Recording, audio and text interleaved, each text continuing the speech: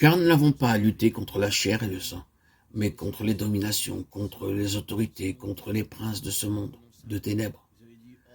C'est pourquoi prenez toutes les armes de Dieu. Éphésiens 6, 12, 13. Avant même la naissance de Jacob, Dieu s'était proposé d'en faire un prince. Mais Jacob fut trompé par sa propre mère. Elle l'aimait beaucoup et il faisait ce qu'elle disait, essayant de réaliser la promesse de Dieu d'une mauvaise manière. Ce n'est qu'après plusieurs années de lutte qu'il devint un prince avec Dieu et les hommes. Au moyen de la vie de Jacob, Dieu veut nous apprendre comment devenir des princes et des partenaires avec Dieu. Puis vint l'Égypte. Les enfants d'Israël y demeurèrent pendant 400 ans. Ils se multiplièrent et Pharaon s'aigrit à leur sujet. Dieu permit qu'ils demeurent assez longtemps sous l'esclavage de Pharaon en Égypte, afin qu'ils sachent combien cruel et méchant est l'ennemi.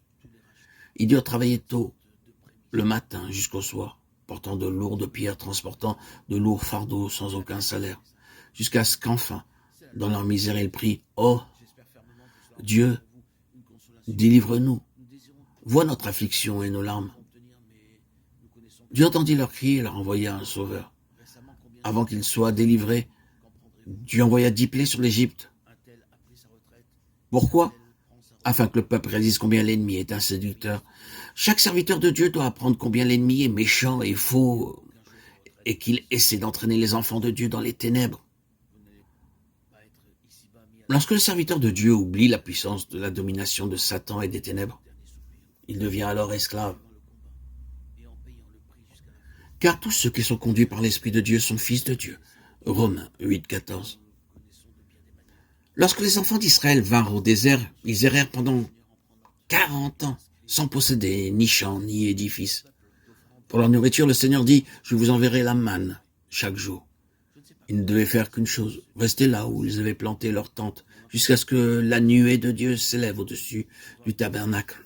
Nombre 9, 18 à 22. Dès que la nuée s'élevait, ils devaient partir quelle que soit l'heure du jour ou de la nuit et dans la direction qu'elle prenait. Ils ne pouvaient aller où ils voulaient, tandis qu'ils étaient dans le désert. Ils étaient le peuple de Dieu et ils devaient être conduits, gouvernés et contrôlés par Dieu en toutes choses. C'est une leçon simple qui cependant leur était très difficile à apprendre. Dieu désire que vous et moi, nous apprenions cette leçon, apprendre à être conduits par l'Esprit. Romains 8, 14. Le peuple de Dieu a reçu le don du Saint-Esprit. Il est sauveur ainsi que guide. L'enfant de Dieu ne doit être dirigé et gouverné que par lui seul.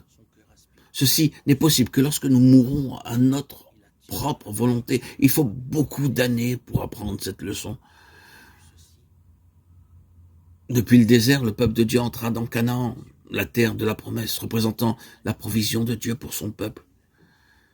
Dieu leur commanda de ne faire aucune alliance ou ligue avec les habitants du pays, de ne pas se marier avec eux. Cependant, par leur désobéissance, ils faillirent envers Dieu. Lorsque les Gabaonites vinrent auprès de Josué, celui-ci, sans chercher le conseil de Dieu, fit alliance, et ces mêmes hommes devinrent un piège pour eux. Progressivement, les mariages mixtes se firent, l'idolâtrie et d'autres choses interdites furent à l'ordre du jour. Et le peuple devint spirituellement aveugle.